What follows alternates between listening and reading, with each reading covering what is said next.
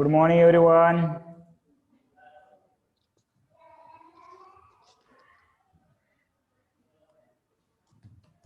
Hello, hi, good morning. सुप्रभात का सुप्रभात. राईट, जे काय असेल ते जे बरं पडतं ते. ठीक आहे, चला आले का सर्वजण? Yes, okay. नया दिन, नया चैप्टर, नई शुरुआत. Okay, let's start. ओके, ठीक आहे. कोणता चॅप्टर आहे?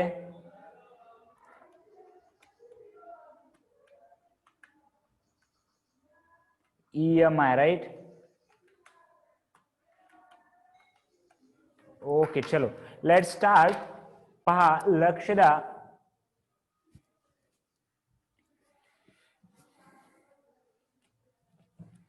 पार्ट सेकंड मध्ये इलेक्ट्रोस्टॅटिक्स, करंट इलेक्ट्रिसिटी, त्याच्यानंतर magnetic effect of electric current, that is MEC and magnetism, हे चॅप्टर कंप्लीट केलेले आहोत आपण, right? And we are starting electromagnetic induction. This chapter is comparatively little bit difficult than MEC and magnetism, right? थोडासा difficult आहे आणि based on previous concept आहे. थोड्याशा आपण क्लिअर करत जाऊ जिथल्या तिथे, त्याच्यामुळे काही विषय असा नाहीये, right? So let's start with electromagnetic induction. And first concept we have to study is a magnetic flux, right? Chapter चं नाव काय आहे? Electromagnetic induction, right? So before study the electromagnetic induction, we have to study the magnetic flux. पहा, लक्ष द्या, याच्यामध्ये आपण याच्या आधी यस म्हणजे चालू करण्याच्या आधी चॅप्टर कसा आहे हे सांगणं मला नाही वाटत चुकीचं आहे. हार्ड आहे इटसेल्फ म्हणजे तुम्हाला नाही करायचं किंवा असं नाही सांगितलं मी. कंपॅरेटिव्हली हा शब्द वापरला, आणि कंपॅरेटिव्हली कुणाचा शब्द वापरला की मॅग्नेटिझम आणि MEC. कंपॅरेटिव्हली इलेक्ट्रोस्टॅटिक्सला म्हणलं का मी, किंवा करंट इलेक्ट्रिसिटीला म्हणलं का मी, ते बी 12चा पार्ट थोडासा डिफिकल्ट आहे. 11चा काही नाही, इलेक्ट्रोस्टॅटिक्स आणि करंट इलेक्ट्रिसिटी, राईट? बट असं का देतो मी? रे ऑप्टिक्स चॅप्टर सुरू केल्यानंतर ऑलरेडी मी सांगितलं होतं की हा chapter it is a formula based chapter. नीटच्या परीक्षेमध्ये प्रिझम मध्ये I+E इज इक्वल टू A+डेल वापरायचं होतं, आणि एक फॉर्म्युला अजून del is equal to μ-1 into A वापरायचं होतं. दोन फॉर्म्युले होते, राईट? रे ऑप्टिक्स मध्ये जर कुठे जर बाकीकडे पाहिलात, स्पेसिफिकली जर नामवंत कॉलेज जर पाहिला, त्याची नोटबुक दाखवू शकतो मी तुम्हाला जर पाहिजे असेल तर. असं डीप मध्ये जाऊन काय काय क्वेश्चन घेतले होते आणि त्या विद्यार्थ्याला हा क्वेश्चन नीटच्या परीक्षेमध्ये करता आला नाही, राईट?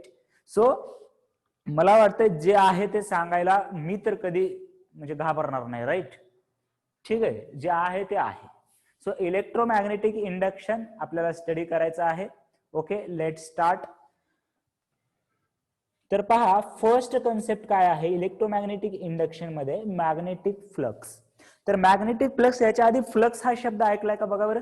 फ्लक्स हा शब्द झालाय आधी?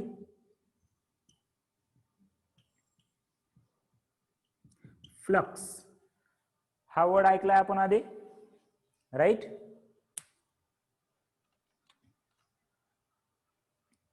हो, राईट. सो आपण याच्या आधी इलेक्ट्रिक फ्लक्स बघितलं होतं, आता मॅग्नेटिक फ्लक्स. आणि म्हणून म्हणतोय की आधीच्या जर कन्सेप्ट आपल्या क्लिअर असतील, so electric flux is basically number of electric field lines. बघा, इलेक्ट्रिक फील्ड दाखवण्यासाठी ज्या लाईनचा उपयोग करतो त्याला इलेक्ट्रिक फील्ड ऑफ लाईन्स म्हणतात. आणि तसंच मॅग्नेटिक फील्ड दाखवण्यासाठी ज्या लाईनचा उपयोग करतो त्याला मॅग्नेटिक लाईन्स ऑफ फील्ड किंवा त्याला मॅग्नेटिक लाईन्स ऑफ फोर्स पण म्हटलेला आहे, राईट? तिथे भांडत बसायचं नाही. शेवटी जे आहे ते आहे, म्हणजे कोणत्या बुक मध्ये वेगळं वापरलं असेल, काय वापरलं असेल. So magnetic line of force passing through and unit area. Magnetic flux मग कसं सांगता येईल आपल्याला की magnetic lines of force passing through surface, पण त्या सरफेस मधून कशा गेल्या पाहिजेत, नॉर्मली गेल्या पाहिजेत, परपेंडिक्युलर गेल्या पाहिजेत, परपेंडिक्युलर. म्हणजे जर समजा अशा चालल्या तर परपेंडिक्युलर सोबत अँगल किती करतायत, समजा थीटा करतायत. Therefore magnetic flux will be, it is denoted by phi, that is magnetic field into B dot A, and the formula will be BA cos theta, BA cos theta, right. परत एकदा understand करून घ्या concept काय आहे. phi is equal to magnetic lines of field passing through a surface, पण कशा pass केल्या पाहिजेत, नॉर्मली, और we can say perpendicular, right. So phi is equal to B dot A BA cos theta. Okay, write it down. मला वाटतं मी notes share करतो. बऱ्याच जणांचं जरासं दुमत यायलंय, काही जणांना स्क्रीनवर शिकवणं आवडते, काही जणांना बोर्डावर शिकवणं आवडते. तर आपण कॉम्बिनेशन करत जाऊया, भांडणं नका करून घेत जाऊ, ठीक आहे.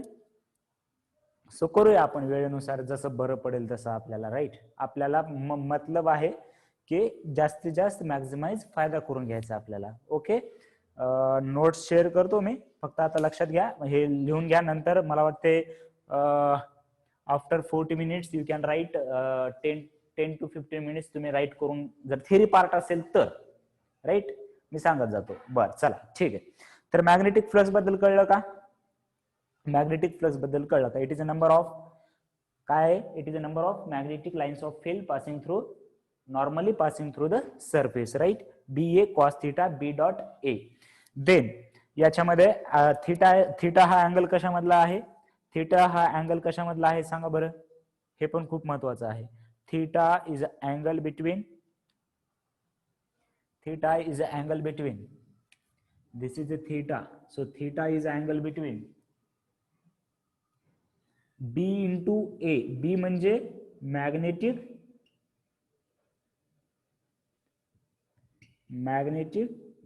फील्ड, आणि A म्हणजे, and A म्हणजे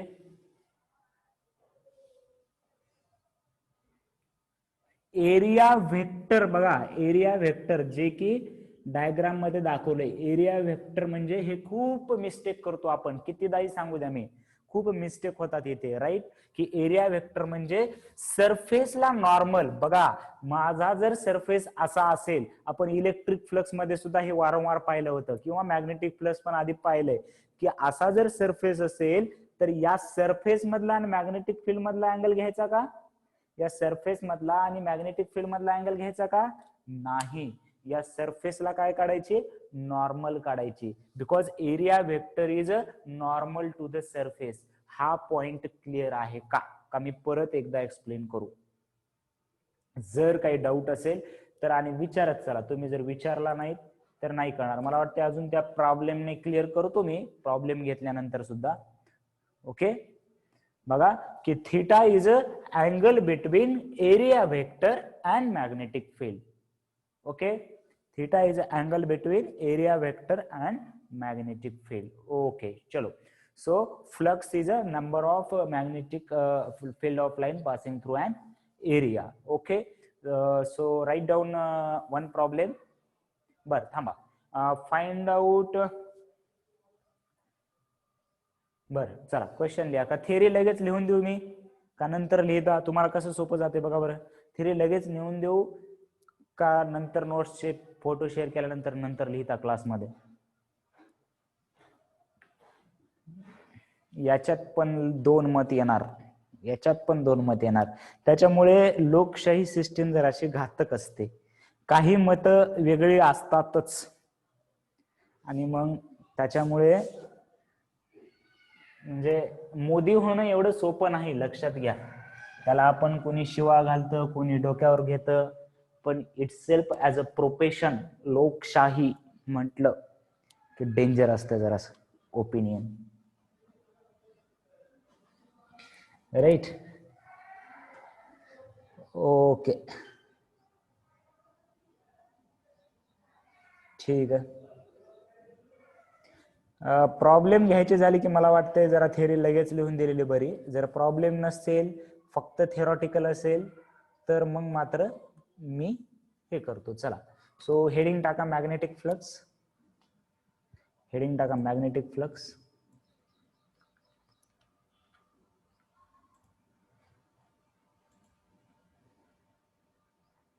चला हे लिहून घ्या जेवढं दिसायला तेवढं.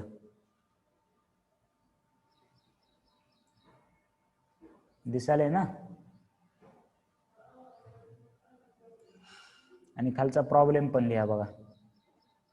राईट.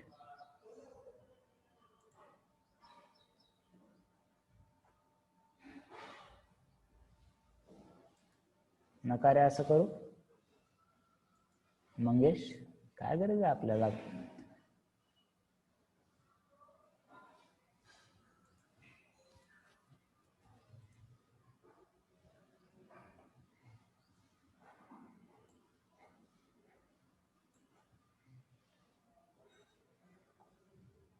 चला लिहा.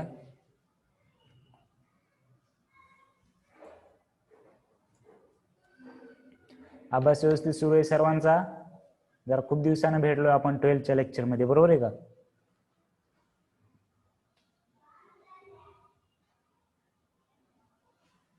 सर्व चालू आहे व्यवस्थित.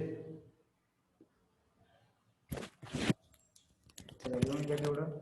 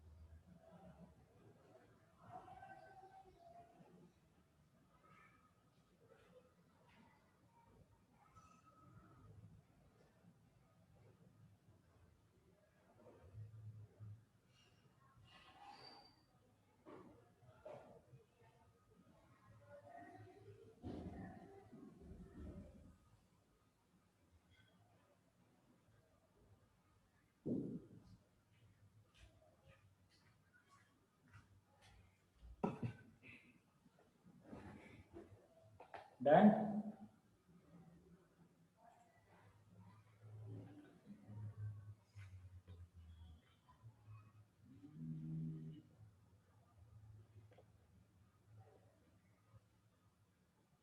असं नका म्हणत जाऊ रे.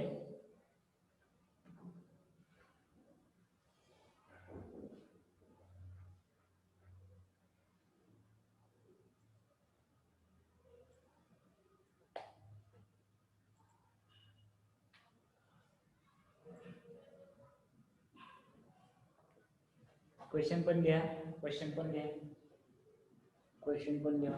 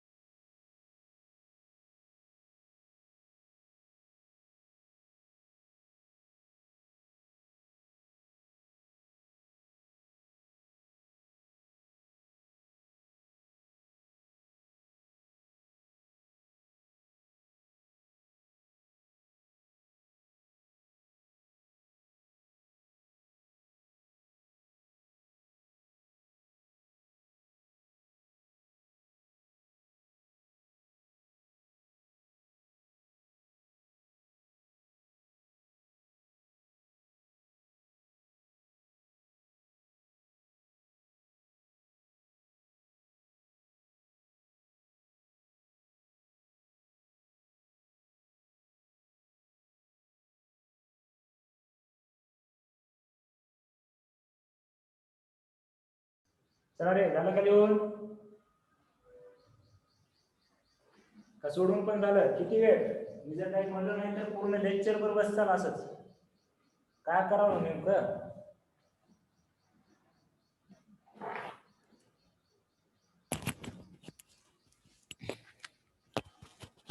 बघा काय दिलंय, find out the flux for given loop is placed horizontally and magnetic. बघा असं एक लूप आहे. चला माझा माझा व्हिडिओ पाहता येतो ना तुम्हाला? स्क्रीन शेअर केल्यानंतर पण व्हिडिओ दिसत असेल की,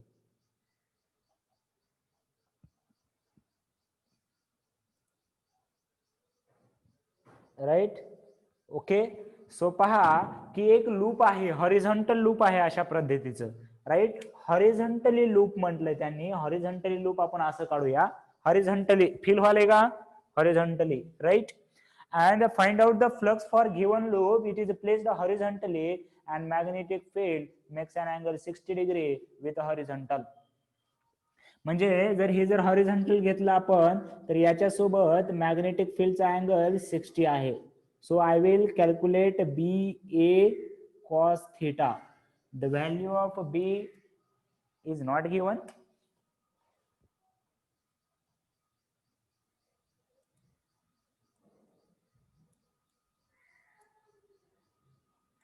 किती दिले रे व्हॅल्यू?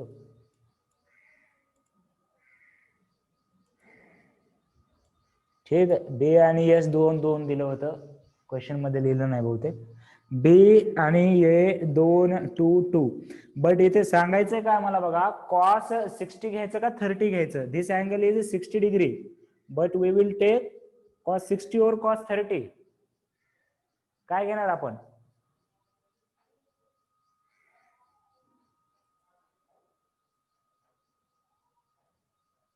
राईट? सर्वांना कळलं का बघा? हे सर्वांना कळलं का बघा की we will take angle as a 30 because this angle is between B and A. Area vector is normally to the surface. Therefore, I will take BA cos 30. Even though in question it is given angle as 60 degree. So, हे काय येईल? 2 into 2 into cos 30 ची value √3/2. याची value काय येईल त्याला महत्व नाही.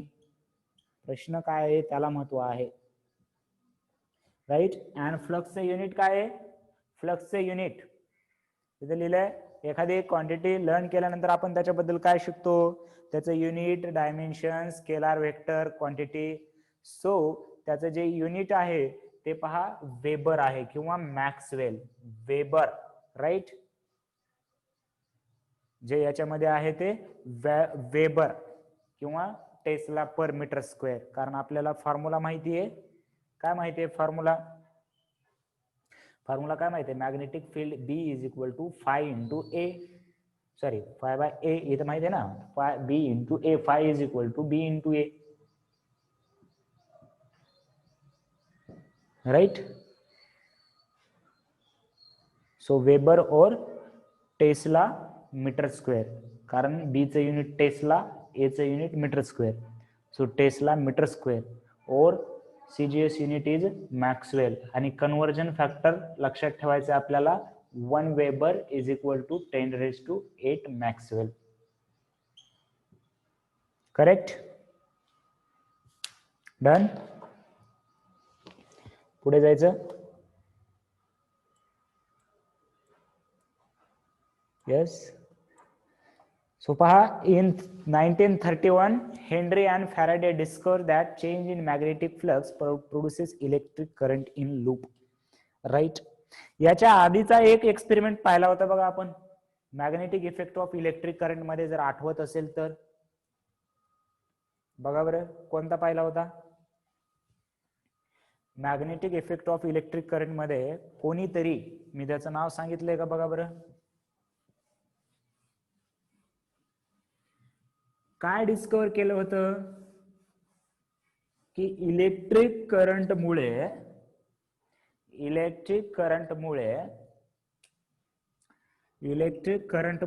आजूबाजूला मॅग्नेटिक फील्ड तयार होते. इलेक्ट्रिक करंटमुळे आजूबाजूला मॅग्नेटिक फील्ड तयार होते आणि त्याच प्रॉपर्टीला आपण magnetic effect of electric current म्हणतो. पण इथं कसं आहे पहा की Henry and Faraday discover that the exact opposite process is done, right?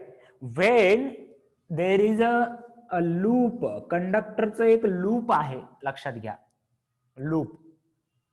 आणि मी काय केलं, अशी रिंग ठेवली आपण, इमॅजिन करा बरं, अशी पुढे रिंग आहे, राईट? कंडक्टरची रिंग आहे. आणि मी काय करतोय, इथे ॲमीटर लावलं. सध्या तर करंट झिरोच आहे, मी काय बॅटरी वगैरे कनेक्ट केली नाही. पण काय केलं, एक्सपेरिमेंट कसा करतात ऍक्च्युली सांगतो. म्हणजे असं डिस्कवर केलं म्हणजे त्यांना रात्री जाऊन बसलं आणि लगेच डिस्कवर केलं असं नसते. आपल्याला न्यूटनची कहाणी माहिती सांगितली जाते लहानपणापासून, की सफरचंदाच्या झाडाखाली बसलं आणि मग त्यानं ग्रॅव्हिटेशनचा शोध लावला. ऍक्च्युली झाडाखाली बसलं म्हणून ग्रॅव्हिटेशनचा शोध लागला नाही.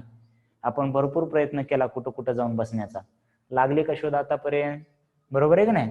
तर ते एक उग गोष्ट सांगायला असते.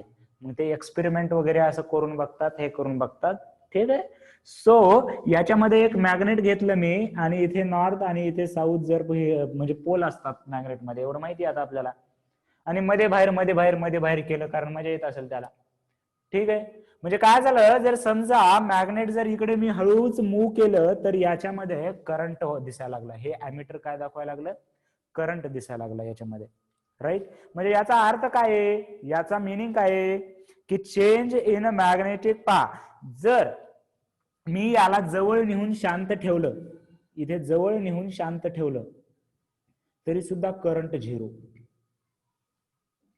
मी असं मागे घेऊन आलो, मागे घेऊन आलो की काहीतरी करंट दाखवलं. मग मागे आणून थांबलो की परत करंट झिरो. परत पुढे घेऊन चाललो, परत करंट काहीतरी. याच्यावरून कन्क्लुजन तुम्ही तर काढू शकता की नेमका प्रॉब्लेम कुठं आहे. बरोबर आहे का नाही? एका जागी असल्यावर करंट झिरो. पण मजा कधी यायला, जेव्हा ते मागे पुढे व्हायले, जे मूव्ह व्हायले, तेव्हा काहीतरी करंट याच्यामध्ये करंट जात आहे, right? So there is a change in magnetic flux because we know that around these there will be magnetic lines of force. कशी असते मॅग्नेटची मॅग्नेटिक फील्ड? मॅग्नेटची मॅग्नेटिक फील्ड कशी असते? आहे काही का सर्व असं काढून टाकले आपण नवीन चॅप्टरला येताना, राईट? मॅग्नेटिक फील्ड हे दोन प्रकारे असते. बार मॅग्नेट मध्ये दोन पोल असतात, एक नॉर्थ पोल असतो, एक साऊथ पोल असतो. बाहेरची डायरेक्शन नॉर्थ टू साऊथ असतात, म्हणजे लाईन्स बाहेर, आणि मध्ये साऊथ टू नॉर्थ असतात, राईट? म्हणजे हे रिव्हिजन करायला ते फायदा होतो का तुमच्या डोक्याला जरा त्रास होतो की सर कुठलेही सांगायलेत, सर फिजिक्स जरा फास्ट घ्यायलेत, किंवा सर जरा जास्त पटपट बोलायलेत? नक्की काय हे आठवतं का उगाच सर कुठले करून काढालेत, काही कळणार झालंय, कुठलं सांगालेत की आधीच ऑनलाईन शिक्षण? ओके, तर लक्षात घ्या, मॅग्नेट जर असेल एक, तर त्याच्यामध्ये north to south magnetic field असतात आणि आतमध्ये साऊथ टू नॉर्थ. मग मी जेव्हा मध्ये बाहेर मध्ये बाहेर मध्ये बाहेर मध्ये बाहेर मध्ये बाहेर मध्ये बाहेर करायलो, तेव्हा काय होतंय की या ज्या लाईन्स आहेत या, म्हणजे बघा बघा बघा बघा, इथं आणलं मी म्हणजे काय झालं आता, आणि इथं आणलं म्हणजे फर्स्ट केस मध्ये या लूप मध्ये जास्त लाईन असतील का सेकंड केस मध्ये? फर्स्ट केस मध्ये जास्त असतील का सेकंड केस मध्ये?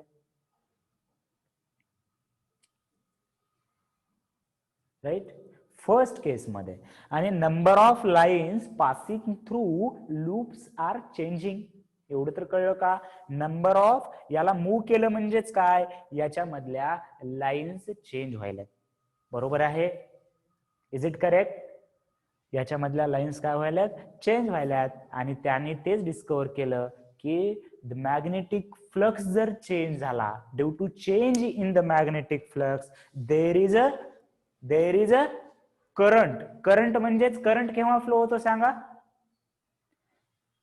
करंट केव्हा फ्लो होतो? There should be there should be like this battery connected असल्यासारखं वाटलं पाहिजे, म्हणजे तिथं काहीतरी पोटेन्शियल जनरेट झालं, right. Okay, so change in magnetic flux produces electromotive force EMF, right, and that phenomenon is known as electromagnetic induction. समजलं? थोडासा feel आला का बघा बरं मी काय सांगायचा प्रयत्न करत होतो, जरासा फील आला का बघा. आता याच्यावरती जास्त थिअरी म्हणजे जास्त खोलात जात नाही बसायचं. आता आपल्याला कसं आहे, ऑलरेडी पेपर माहिती झालाय कसा असणार आहे, राईट. एनटीएने कितीही ऍप वरती एक्झाम हार्ड दिल्या, राईट. मग आता थोडस आपल्या कामाचं बी बघायचं. हे झालं आता रामायण महाभारत. तर आता कामाचं म्हणजे काय बघायचंय की बाबा एवढं सांगून कसं जमल, लॉ द्या ना तुम्ही की कितीने चेंज झाल्यावर किती करंट येतंय. बघा एवढं कसं जमेल की कितीनं झाल्यावर किती चेंज होतंय. मग बाबा त्यानं काय म्हणलं की फॅराडेचे 2 लॉ आहेत. पहिला लॉ काय आहे, पहिल्या लॉ मध्ये तरी एक त्यानं तेच सांगितलं. फॅराडेचा फर्स्ट लॉ काय आहे की बाबा मॅग्नेटिक फ्लक्स चेंज झालं, change in magnetic flux there will be EMF generated and this phenomenon is known as electromagnetic induction. याच प्रॉपर्टीला इलेक्ट्रोमॅग्नेटिक इंडक्शन म्हणतात. हे पहिल्या याच्यात तर तेच सांगितलं की whenever the number of magnetic flux of lines passing through closed loops are change, then there is a EMF produced in it, right, and this property is known as electromagnetic induction. and in second याच्यामध्ये काय लिहिलं की जो change आहे electromagnetic EMF म्हणजे E जे generate व्हायला voltage, it is directly proportional to change in magnetic flux. म्हणजे मॅग्नेटिक फ्लक्स इटसेल्फ किती आहे त्याच्यावरती डिपेंड नाही, तो चेंज होण्याच्या याच्यावरती EMF डिपेंड आहे. हे खूप इम्पॉर्टंट आहे बघा, हे खूप इम्पॉर्टंट आहे की मॅग्नेटिक जो EMF जनरेट व्हायला आहे तो चेंज इन फ्लक्स वरती डायरेक्टली प्रोपोर्शनल आहे. कसा आहे, directly proportional. So I will write E is equal to constant d∅dt, आणि ह्या कॉन्स्टंटची जर प्रॅक्टिकल व्हॅल्यू त्यांनी चेक केली सो त्याची व्हॅल्यू आली 1. प्रॅक्टिकल व्हॅल्यू काढली त्यांनी, त्याची व्हॅल्यू 1, म्हणजे आपलं टेन्शन जरासं कमी झालं. पण कॉन्स्टंटचं सुद्धा टेन्शन नीटने ठेवलं नाही. कालच्या पेपरमध्ये सर्व कॉन्स्टंट दिलेत, प्रत्येक क्वेश्चन मध्ये इप्सिलॉन नॉट ची व्हॅल्यू, आर ची व्हॅल्यू, सर्व म्हणजे काय, म्हणजे मला तर वाटतंय एक 5वी 6वीचा पोरगा बस झाला पेपर सोडवा. ठीक आहे, ओके चलो.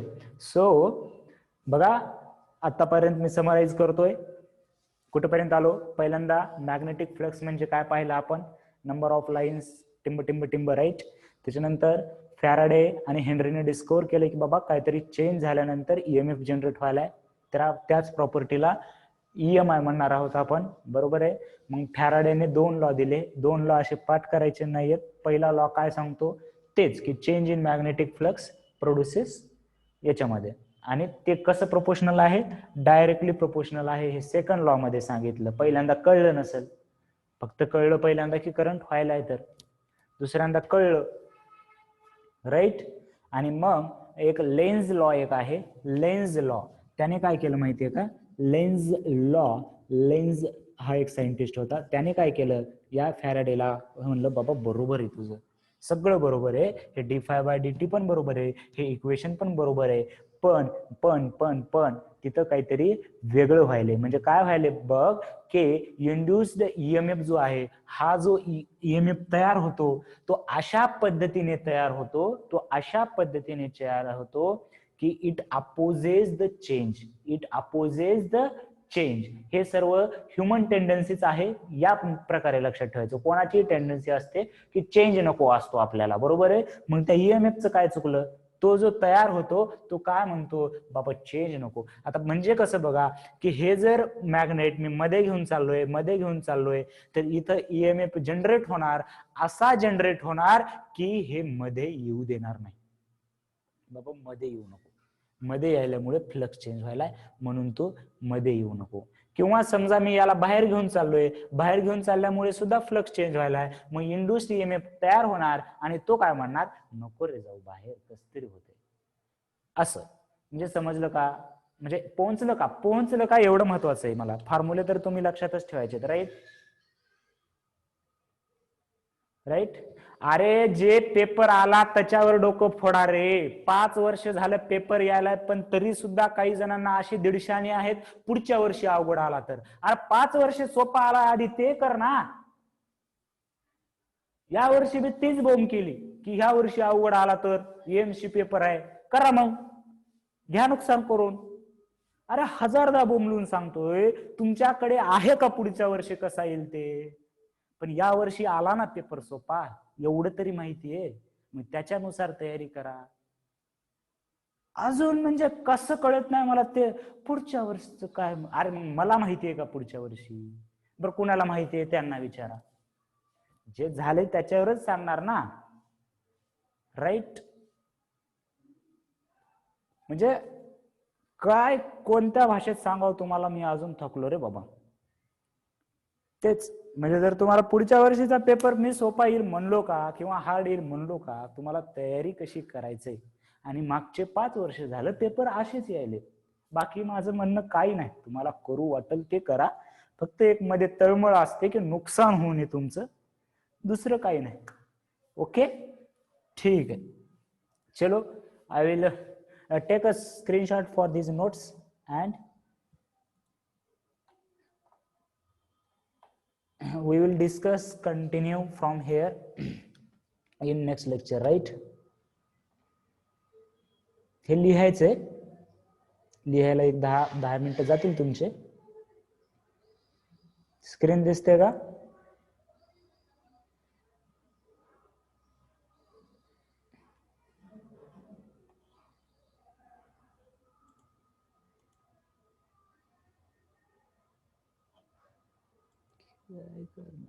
बघा बरं आता दिसायली का. Right.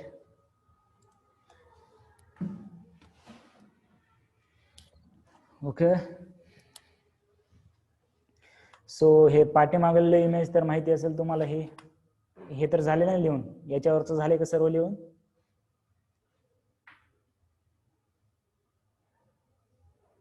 yes, so take a screenshot for this page.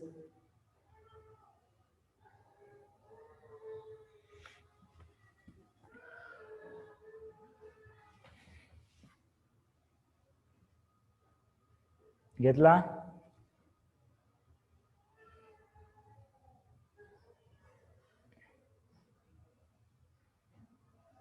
Right. Okay हे लिहा. आणि बाकीचं हे फ्लेमिंग्स लेफ्ट हँड रूल.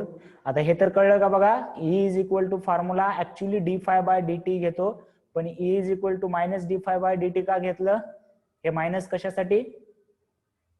कशासाठी, कारण ईएमएफ जो आहे तो त्याच्या चेनच्या अपोजिट जनरेट व्हायला. बघा ईएमएफ जो आहे त्या चेनच्या अपोजिट जनरेट होणार आहे. राईट. बरोबर आहे का. फॉर्म्युला तर हेच आहे, E is equal to d∅/dt, हे मॅग्निट्यूड साठी. बरोबर आहे. बट ईएमएफ असा जनरेट होणार की त्या मोशनला, म्हणजे जे कोणी आहे, आता लूप आहे आणि बार मॅग्नेट मुळे फ्लक्स चेंज व्हायलाय, म्हणजे बार मॅग्नेट मुळे फ्लक्स चेंज व्हायला. बरोबर आहे का बघा. बार मॅग्नेट मुळे फ्लक्स चेंज व्हायलाय. सो त्या बार मॅग्नेटच्या मोशनला अपोज करणार. Induced EMF opposes the agent of flux change. मग कोणी असो, जो कोणी चेंज करतोय त्याला काय करायचं काम करणार, अपोज करायचं काम करणार. Right. Okay. So write it down. We will see in the next lecture what about the Fleming right hand rule. आपण लेफ्ट हँड बघितलाय का. बघा आपण फ्लेमिंगचा लेफ्ट हँड बघितलाय का डावा. ठीक आहे. कन्फ्युज नका हो, आता ते उकरून नका काढू. उद्या मस्तपैकी उजवा हात घेऊन या, आपण करू त्याच्यासोबत. ठीक आहे. ओके चलो. Bye everyone. Have a great day. We will meet tomorrow same time same link. Right. ठीक है.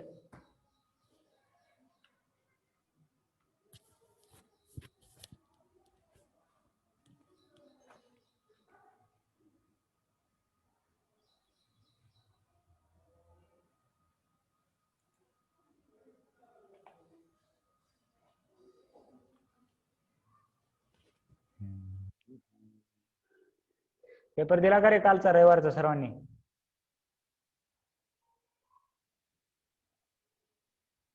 पेपर दिला का सर्वांनी?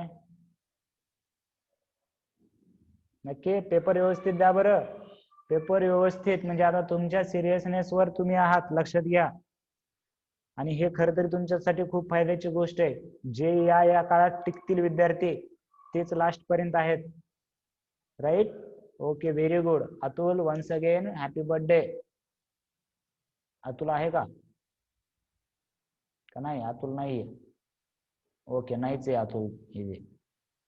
ओके, चलो बाय एव्हरीवन.